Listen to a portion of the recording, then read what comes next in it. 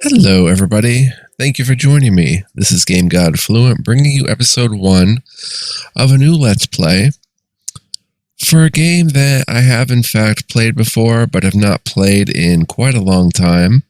It's been several, if not many years. This is a game. I'm currently playing Dungeon Lords, the Steam edition for PC, on my channel, and it's made by a fellow named D.W. Bradley. You may know D.W. Bradley from titles like Wizardry 6 and 7, and I'm not sure what he did before that, but really a CRPG god as far as I'm concerned. And he has made other games such as Dungeon Lords in 2005, but in between Wizardry 7 and Dungeon Lords, there was a little game that's quite an epic game, a dungeon crawler called Wizards and Warriors. And that's what we're going to be starting today. You can get this game on GOG.com. It's not on Steam currently, as far as I know. But yeah, this is made by D.W. Bradley. And today, it is before we get to that, it's a first-person dungeon crawler, much like a wizardry game, but with a lot of differences and very cool differences. So let me just go ahead and add that to Laptop Let's Plays. But what we're going to do today is actually look a bit at the manual because, well, you need to know a few things before you go into this. All right, designer of Wizardry 5 as well. I did not know that. So let's look at a few things before we get into the game, which will be probably next episode. I'm not going to read the entire manual. I'm just going to pick up on some highlights and try to get through this as quickly and efficiently as possible. So Wizards and Warriors from D.W. Bradley, a fantasy role-playing computer game by D.W. Bradley, a heuristic park production. Copyright 2000. A word from the author. It took over 4 years to create Wizards and Warriors, the game you're about to play, and during that time it underwent many changes and faced many challenges of its own. To those of you who have been waiting for what must seem like an eternity for it, my heartfelt thanks and appreciation for your enduring patience. Here we are at last with the game where it truly belongs, in your hands. In the end, the only thing that will matter is whether you, the player, have derived any enjoyment from embarking upon the many strange journeys that are waiting inside this fanciful creation. The worlds of Wizards and Warriors exist to challenge you, to test your resolve, wits, and daring, and victory will not often come easy. But if along the way you perchance discover something about your own mettle, or if it provides you with even a momentary taste of being alive in a world far different from our own, then the goal of this creation has been accomplished and its deed achieved. I bid fortune smile upon you in your travels through these distant lands. D.W. Bradley, dedicated to those for whom one lifetime is not enough.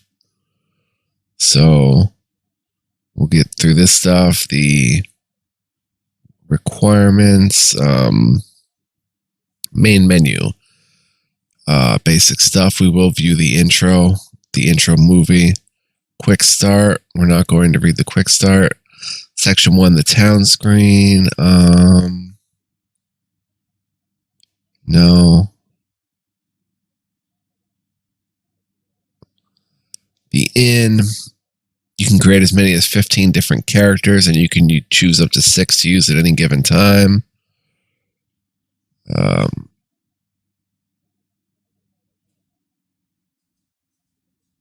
Let's see here.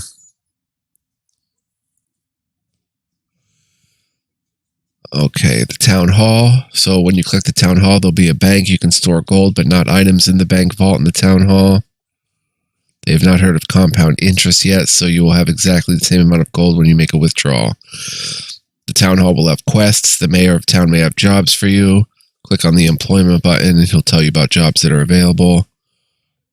News. The town hall is the hub of gossip and news in town, as well as the tavern. Click on the news button to catch up on recent events, which may provide clues for your journey. Sometimes the mayor will have more than pieces of news, so more pieces of news, so wait for him to finish until clicking on the button again. The tavern are often places of ill repute, but the barkeep is likely to know many rumors. You can buy a drink and also hear news here for a price. Often the barkeep knows much about your business and will tell you something important. Shops and guilds. Shops are pretty self-explanatory. buy, sell, repair. Some items, weapons, and armor especially become damaged and less efficient as you use them. To perform upkeep on your equipment, select this option and the smith will quote a price to repair each item. So this is where it gets interesting. Guild membership and benefits. Joining a guild is vital to a character's advancement in the Gale Saran, which is the world of Wizards and Warriors. Without a guild, they are friendless and are denied the teaching that leads to elite roles and advanced skills. To join a guild, click on the guild button in each shop. If you can afford the initiation fee, you will enter the guild as a level 1 guild member. By completing quests for the guild master, you'll be able to advance in rank and gain greater benefits from the guild. Initially, a character may only join one guild, but as they ascend to the elite roles, they will be able to join others. For example, a warrior who becomes a paladin is eligible for membership in the Priests Guild, as well as the Warriors Guild.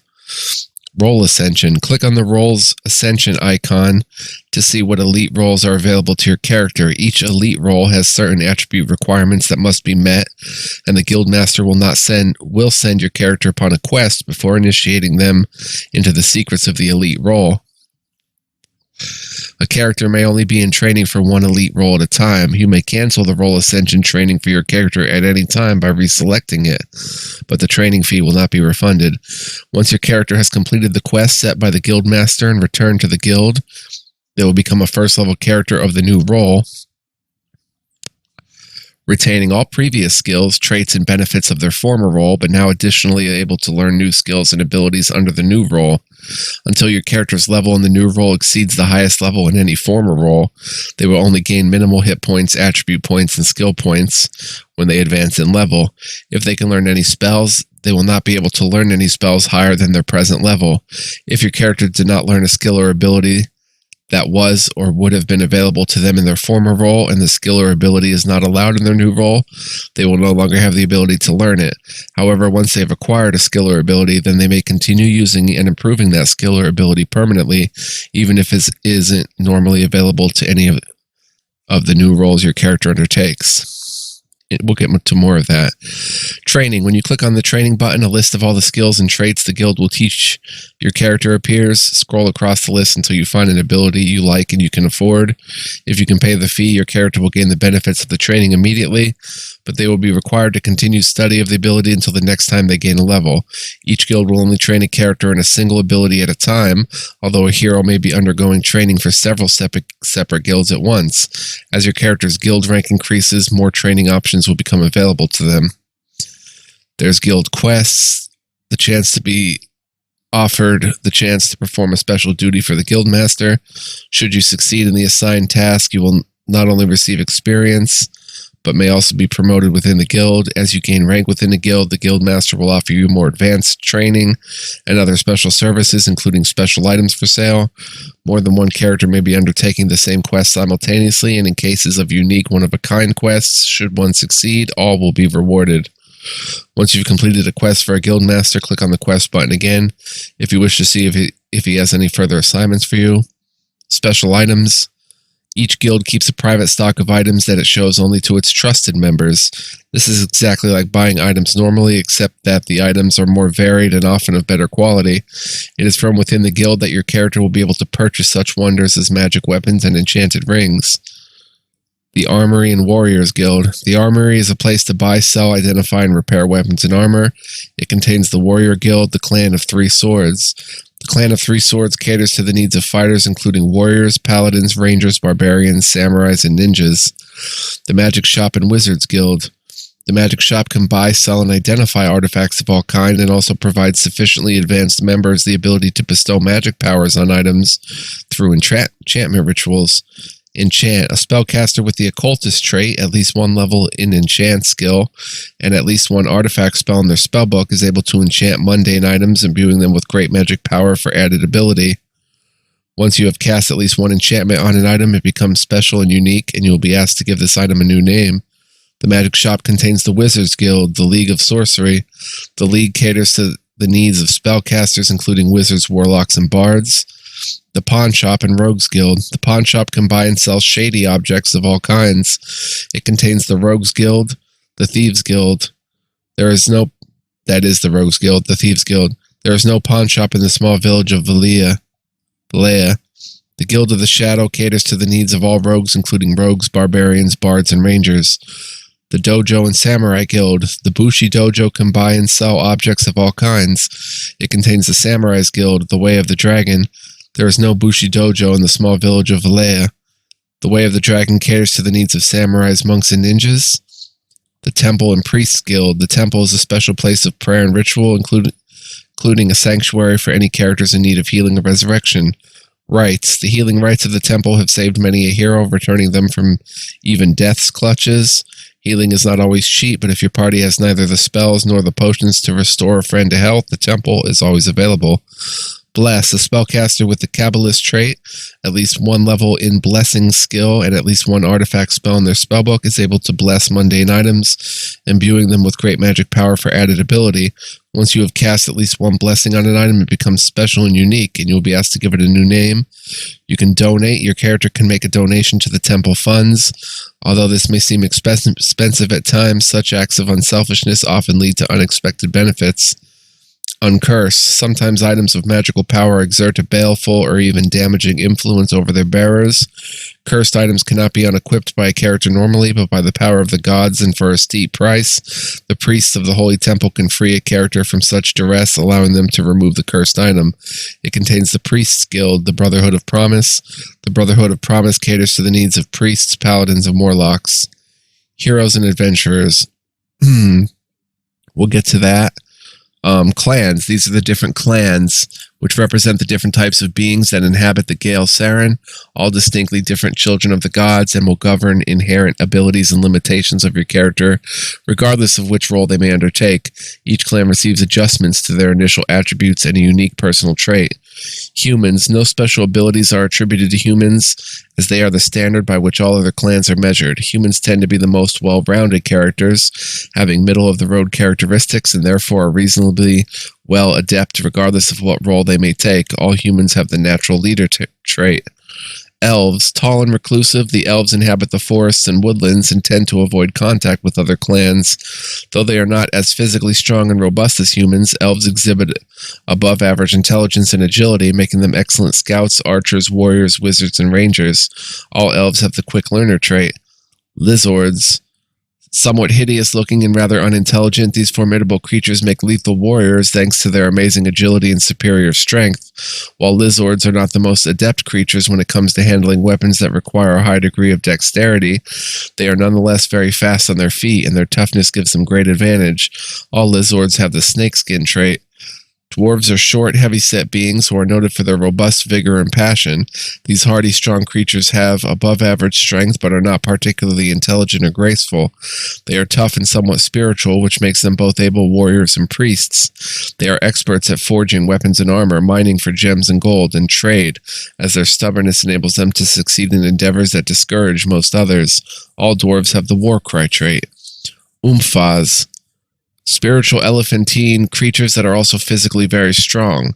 The Umphas are very adept at all forms of magic and makes excellent wizards and priests. However, the one weakness is that their gargantuan size makes these intelligent beings extremely slow and clumsy. Umphas cannot wear any normal armor, as it must be specifically custom fitted to cover their bulky torso. All Umphas have the mana seed trait. Whiskas. Fast and sleek, these tiger-like creatures are very agile and make great warriors. Their spirituality also makes them excellent candidates for cleric positions such as priest. No matter what role they take, the quick reflexes of the Whiska lead advantage to their cause. All Whiskas have the night vision trait. Gnomes. These small inquisitive creatures are charismatic in nature and quite intelligent. The intelligence combined with their heightened sense of curiosity makes them excellent inventors. Gnomes have an aptitude for understanding the mechanism of objects and what makes them tick. However charismatic they may be, gnomes are not always to be trusted. They may be a little clumsy on their feet and less than adequate in physical strength, but gnomes make formidable rogues because of their dexterity, their charismatic nature, and their unparalleled comprehension of mechanics. All gnomes have the lucky charm trait. Pixies. These tiny, nimble beings with magical powers more than make up for their lack of physical strength with their superior agility and spiritualism. Pixies make excellent priests, wizards, and their diminutive size makes it very hard for their enemies to target them. However, pixies don't generally get as many hit points as other clans, which makes them less able to withstand direct assaults. All pixies have the dodge trait. Gorks. A strong, hardy clan with a keen sense of smell, Gorks make excellent warriors. Their animal instincts and aggressive nature also make them great scouts. Their strong sense of smell helps them to detect enemies, very useful to avoid being unpleasantly surprised by monsters. They are very ugly by human standards, and most other clans tend to shun them. All Gorks have the blood scent trait. And finally, ratlings, which are rodent-like creatures. The ratlings are extremely smart and nimble. Their lack of strength does not seem to inhibit them in combat, as their amazing agility, dexterity, and intelligence makes them excellent rogues, ninjas, and rangers. They are also compulsive liars and cheats, and all the other clans have come to despise them. All ratlings have the gold digger trait. So here are the stat adjustments, which we may see it in the game, but if not, we'll have to refer to this manual.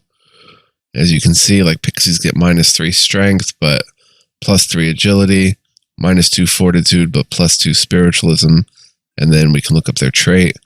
Also, male character gender is not just cosmetic. In the lands of Gale Saren, male characters are burlier and female characters are more lithe. So a male will get fortitude and strength +1, where a female will get agility and presence +1. Portrait, roles, and ascensions. We talked about alright, so the basic roles available to starting characters are warrior, wizard, priest, and rogue. We can read the first 4, but we don't have to go into the elite ones just yet. Warriors are the basic man of arms in the world of wizards and warriors. They are hardy fighters, rough, tough, and ready to rumble. Warriors tend to be strong, able to carry and wear heavy equipment and gain more hit points than the other basic roles. They may use almost any weapon, armor, and shield. Warriors do not learn magic of any kind. And you can see what their stats are. A is superior, B is excellent, C is good, D is average, E is fair, F not so good. So, as you can see, a warrior is not the greatest class at all, and you'll want to advance from that when you can, as with the rest of these classes. These 4 basic ones. Wizards are the high-powered magic users in Wizards and Warriors. Most of the spells they cast are for the purposes of inflicting damage and destroying opponents. Wizards learn sun and stone magic, which includes offensive spells such as Fireball and Lightning Bolt, as well as useful spells like Torchlight and Armor Plate. Because of their devotion to the study of the magical arts, wizards make lousy fighters and are limited to using staffs and daggers, and can't wear armor or use shields. F's in hit points, hit, parry, and speed.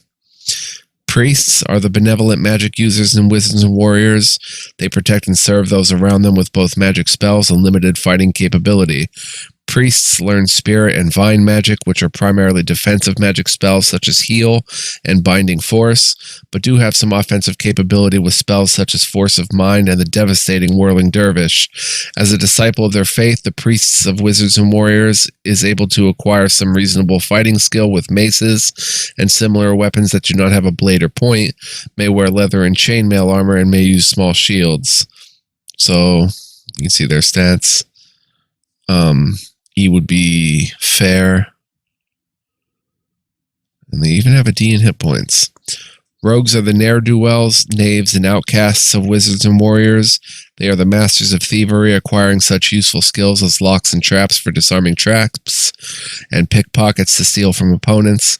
Rogues are also very nimble fighters, able to use most light weapons, including bows and hurled weapons of all types, and wear leather armor.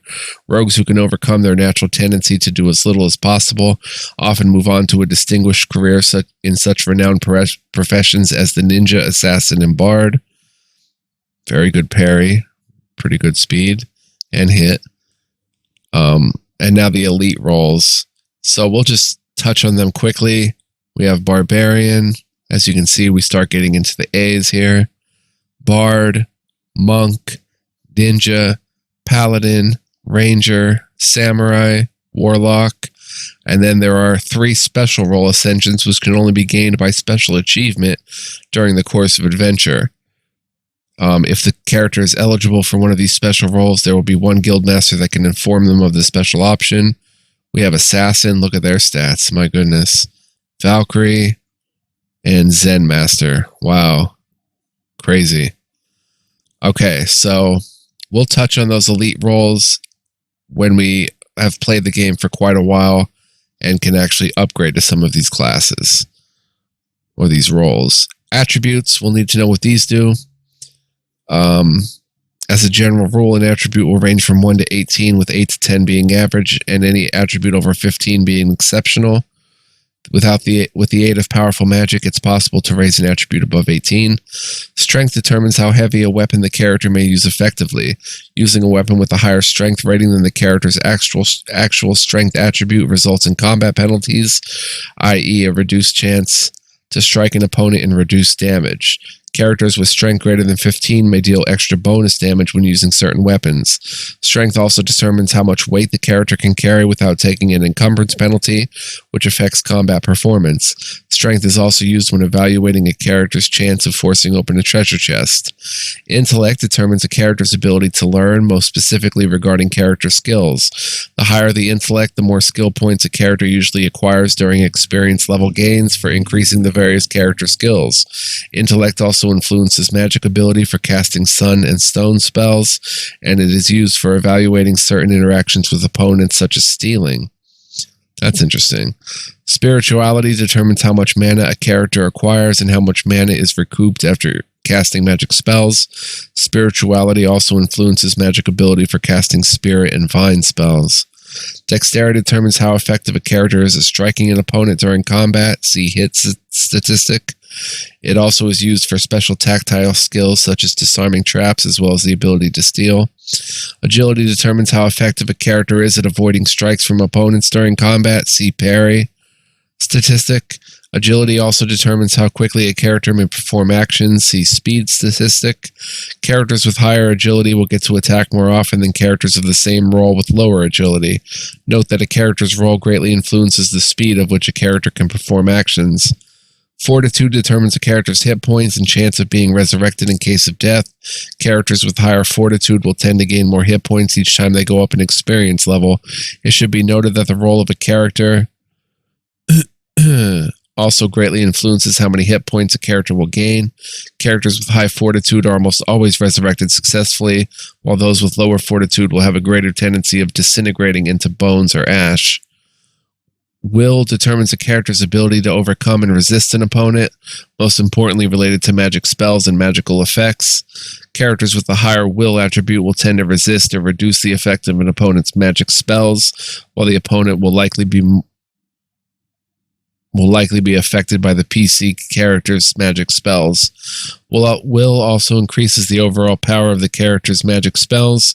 It influences magic ability for casting moon and fiend spells, and it may be used for other character interactions such as bargaining prices. Note, bargaining requires the merchant skill. Presence determines how much attention the character is likely to attract from others, whether friend or foe. During friendly encounters, presence can be likened to a character's personal appeal. During combat, however, presence directly affects how likely opponents are to target the character. Characters with a higher presence can be thought of as having a kind of overpowering personality and will tend to get attacked more often than characters with lower presence. The exception to this is with certain roles such as the monk and ninja, and for these roles, presence indicates the character's ability to control their overall appearance. The higher the presence, the less likely they are to be noticed and targeted. Interesting. So we'll refer to this as we're creating our characters. Then we have derived attribute statistics. The actual character stats are greatly subject to the clan, role, attribute, skills, training, and traits of the PC character. Hit points, the amount of damage a character can sustain before dying. Hit, the ability of a character to strike an opponent in combat. Parry, the ability of a character to avoid a strike by an opponent in combat. Note that the armor rating of a character determines whether or not a successful strike is able to inflict any damage. Shield. This rating is based purely upon the character's equipped shield. The character's shield skill determines if they can move their shield in the way of an incoming blow in time to do any good. The character must be equipped with a shield for this skill to be applied. Also note that wearing a shield does not add directly to the armor rating of the character. Rather, it is a separate ability to block an attack altogether. Armor rating. This is the sum of all the protection the character is wearing. Armor reduces the chance of taking combat damage from successful strikes against the character. Very important to notice that difference to, say, like D&D. And so it is vital to make sure that your characters are as well armored as possible. It should be noted that heavier armor naturally weighs more, and caution should be taken not to overload your characters, as this may render them even more vulnerable to attack. Also, certain roles such as monks and ninja are in part predicated upon their ability to avoid attacks by opponents altogether, and therefore generally perform better when wearing lighter robes or other appropriate attire, rather than bulky armors which weigh them down and compromise their fighting abilities. Speed, the speed at which the character is able to perform actions. Faster characters will get to attack more often than slower characters. Note that other factors can also affect speed, specifically casting magic spells. And the higher the level of spell being cast, the longer it will take the spellcaster to recover. Resistances. The character's resistances determine their chance of avoiding particular elemental and mystical assaults, such as poison or fire. Each character has resistance against magic, fire, cold, elements, mind, paralysis, poison, and even death. These resistances can be improved by increasing a character's attributes as well as equipping magic items with special powers of protection. So we'll just touch quickly on these character skills and explain the ones that aren't as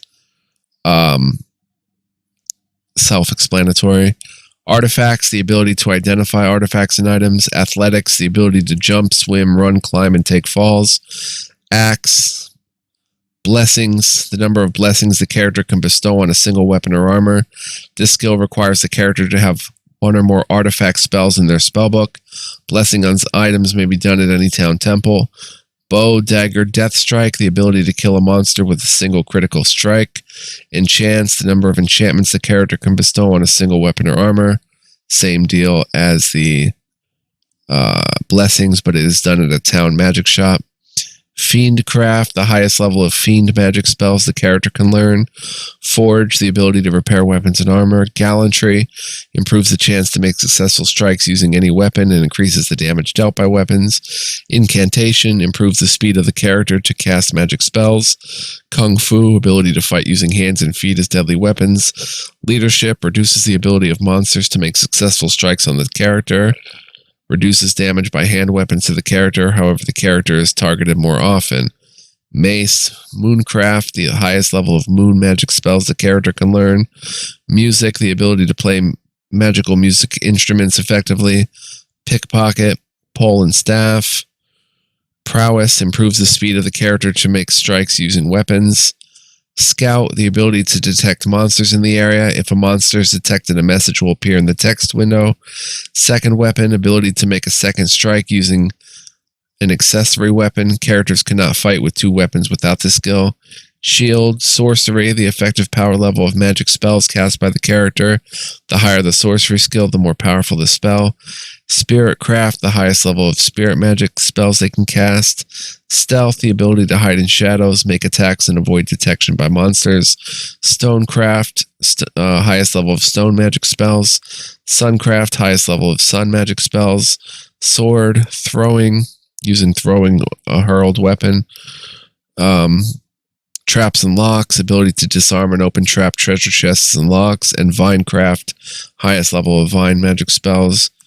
Here are the traits. We'll go through these and just touch on the names, and as we encounter them in the game, we'll refer to the manual. Ancestral Guide, Ancient Lore, Arcane Void, Arm of Argus, Backstab, Berserk, Blacksmith, Blood Scent, Boogryism, Boogryism, Kabbalist, Chi Master, Cloak of Night, Crusade, Deadfall, Divine Aura, Dodge, Double Strike, Dragonfire, Enlightenment, Evil Eye, Firebrand, Fletchery, Fury, Giant Strike, Gold Digger, Grave Blind, Guardian Angel, Guardian Ward, Hawk's Brow, Healer, Heroic Legacy, Invincible Will, Iron Lung, Iron Might, Lethal Fist, Lucky Charm, Mana Seed, Merchant, Mercury's Heel, Mind Speak, Musician, Natural Leader, Nature's Keeper, Night Vision, Noble Cause, Oath of Scrolls, Oath of Swords, Occultist, Quick Learner, Quick Speak, Regeneration, Scroll Lore, Snakeskin, Sneak, Soulbane, Soul Drain, Spellfire, Spirit Shield, Stunning Blow, Vampire Breath, Tiger Strike, Trickery, Vampirism, and Warcry. So, as you can see, D.W. Bradley was always ahead of the times in terms of like adding perks in a game in 2000. You know, that's really remarkable. Character advancement. Let's see. You gain XP. Whenever a character gains a level, they gain several advances. Their hit points increase. They gain new points to spend on attributes, new points to spend on skills. They may gain new spells. Saving, restoring games, options menu. We'll look at that when we get into the game. Adventuring, adventure window.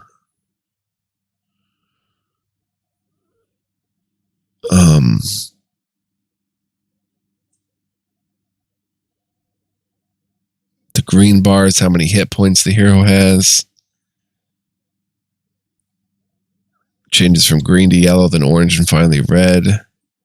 Stamina bar, mana bar. The blue bar is a dual purpose bar. When in magic action mode, it shows the hero's mana for the book of magic of the spell that's currently selected. Each book of magic has its own allocation of mana, which can only be used to cast spells in that particular book. When the bar is depleted, the character will not be able to cast any more spells from that book of magic, and you'll need to choose a spell from a different book. If they're not a spellcaster, then the blue bar will show the character's current stamina. Typically your character will perform normal fighting actions as a well-trained hero, and their stamina will always be near full. However, performing special actions such as breathing fire requires the Dragonfire trait, or playing a musical instrument will drain their stamina, and once they are tired, they'll no longer be able to perform the special action reliably. They both mana and stamina replenish naturally while the character is traveling about the land, as long as they're not engaged in combat.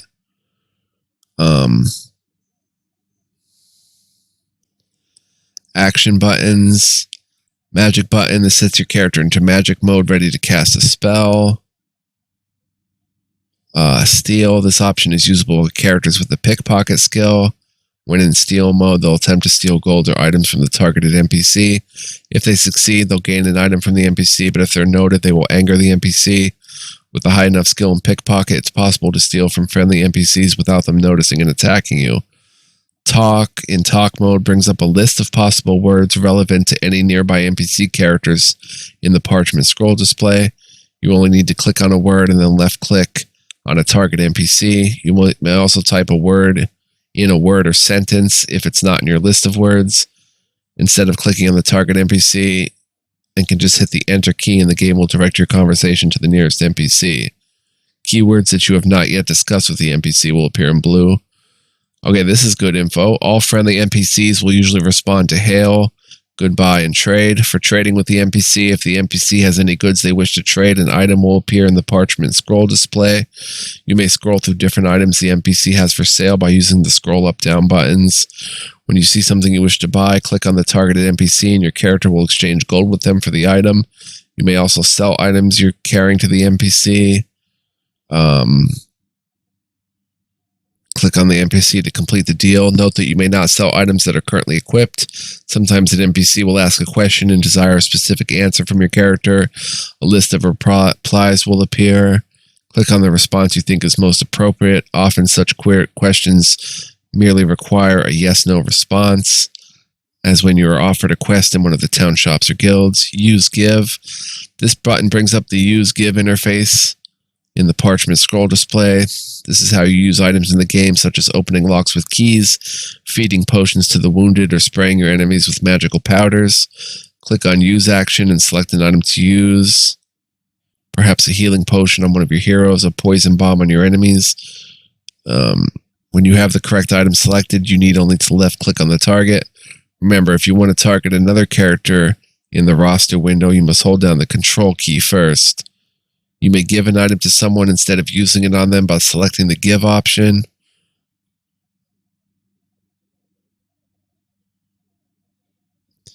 And target the NPC or character portrait holding down the control key to give them the item. So control just overrides the protection status of the option safeguard mode.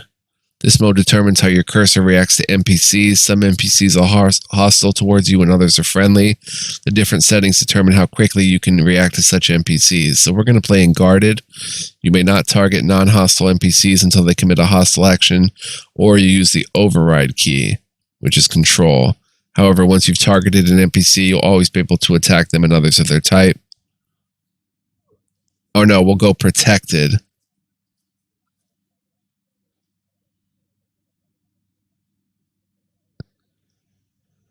Wait a minute. Maybe safe. You may only target NPCs with weapons or offensive magic if they're being actively hostile towards you. This prevents you from harming allies. Additionally, your characters will not take any proximity damage. No, we'll go safe. In this mode, you may not attack NPCs until they assault you or use the override key, which is, again, control. Carry. This option allows your character to pick up and maneuver objects such as crates or barrels, but not other characters or monsters. That's another thing. You can move crates and barrels, jump on them, use them to access vertical areas. If you can reach the object and it's not too heavy or too bulky, you can carry it to a new position and even stack it on top of other objects. To drop the object being carried, left click on it again and it will be released. Special. This button brings up a list of any special actions the character is entitled to perform, specifically associated with the special traits the character may possess, if any. You can click on the special action button to scroll through the active special powers the character may possess.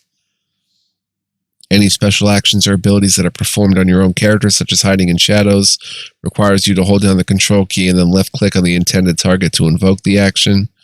And map. This brings up the mini map. To see the full map of everything in the scene you've explored so far, click on the button for a second time. If you click on a target in the adventure window, your character will automatically switch over to fight action mode and launch a melee attack on an enemy, or pick up an item if it's an object, removing them from the mapping action mode. Parchment scroll display, movement and interaction. I remapped the keys already to use WASD for movement. Or you can hold the right mouse button actually, and it moves forward automatically, and then you can move it in the different directions. And the left mouse button, when you hold it, looks around. The game has free movement. So that very intuitive and very ahead of the times ideas, innovative by D.W. Bradley for sure. But we also have WASD in case we need it. Talking. Hail, trade, goodbye. Picking up objects, throwing switches and buttons. Generally, you can interact with the game world by simply clicking on an object in the adventure window. Locks and traps. To pick a lock, break open a chest, or otherwise get past the security, simply click on the object in the adventure window. The disarm trap window will come up detailing the difficulty of the task, ranging from easy up to intricate, the presence of any traps, as well as a timer bar and an image of the mechanisms within the lock or trap. Whenever your character attempts to open a lock or disarm a trap, the timer bar will decrease and one of the mechanisms will blink, indicating your character is attempting to deactivate that device. Each device will either turn black or gold. Each trap or lock has different components which are important to it. Mechanisms that turn gold are important, ones that turn black are not. You can learn the different mechanisms associated with each type of trap to better determine whether your character is doing well in their attempt to get it open. If the timer bar runs out before the character successfully disarms the trap or opens the lock, any traps will probably explode, possibly damaging them and any other characters standing nearby. You should carefully watch the timer bar because once it gets into the red zone, it may accidentally go off anyway. Have a rogue pick the lock. Use force to bash a lock in. Pick a strong character. Click on the lock and select bash. The lock may become jammed, making it harder to open. It's best to often click the stop button and abort an attempt if you feel your character is about to fail. If you believe none of your characters can open the lock using just their skill or strength, you can also use the lockpick to try and automatically open the lock. The number of stars on the lock display is a general indication of the level of lockpick you'll need to successfully open it. The lockpick will be used up. If you're successful, the chest will safely open. And rogues and characters with locks and picks are far more likely to succeed at this task. Combat and fighting. My mouth is getting a bit dry.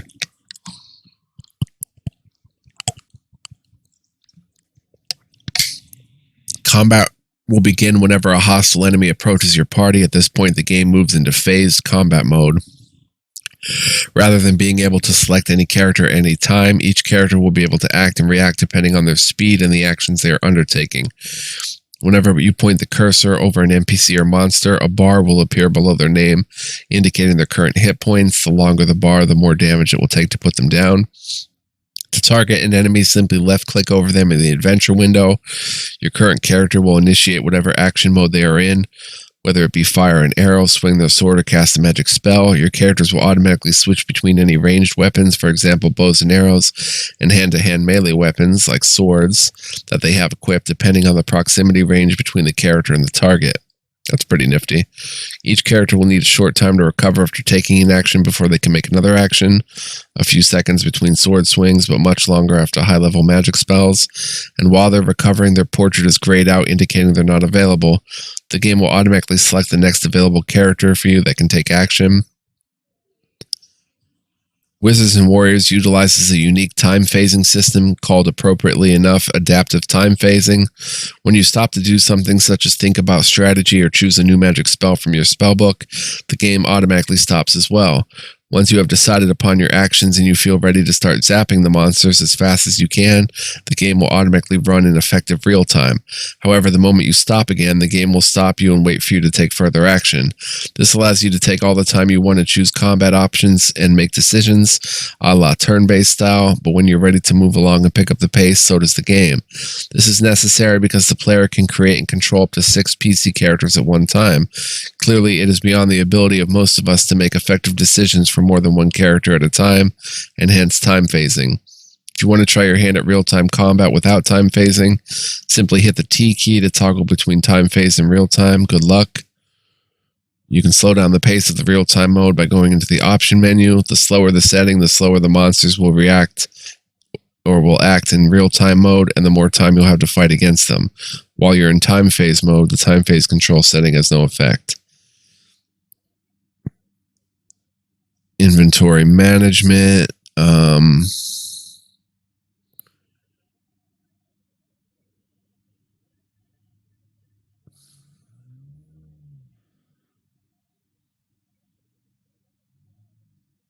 Pretty basic stuff.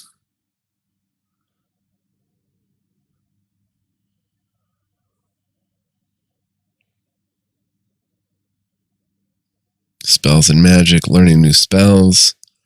The player may learn magic spells of a given level when their skill in the specific book of magic reaches that level, and their own experience level is equal to or greater than that level. For example, a level 8 paladin with level 3 spiritcraft may learn spirit spells up to level 3.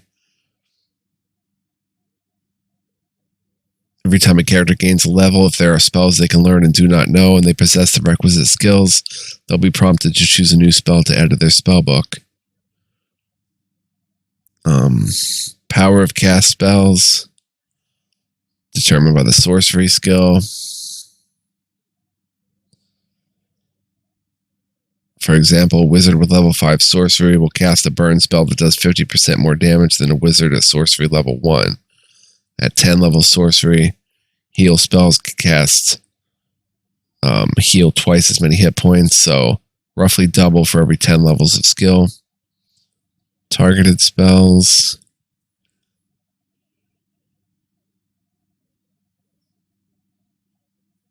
The Book of Magic. Okay, these are all the spells. We're not going to go over any of these until we possibly need this relevant information in the game. If we need it, the game may have these descriptions as well. Some spells are cumulative, which means that casting the same spell a second time while the first spell is still in effect will either increase the power or effectiveness or increase the duration of the spell. A good example of such a spell is Toughen, which grants the target a temporary boost in hit points. Each time you cast this spell on the same hero, their total number of hit points will increase. Teleport spells, the journal, map window, and that's it. We did it. Hope you guys enjoyed. I'm going to get on out of here now. Thank you for watching. Really appreciate all of you. See you next time, hopefully. You'll join me on this journey. It's going to be a ton of fun. Let's do this, guys. Next time we create our party and start the actual game. So thank you once again. Much love, peace, and joy. Take care, and see you in the game. Bye-bye.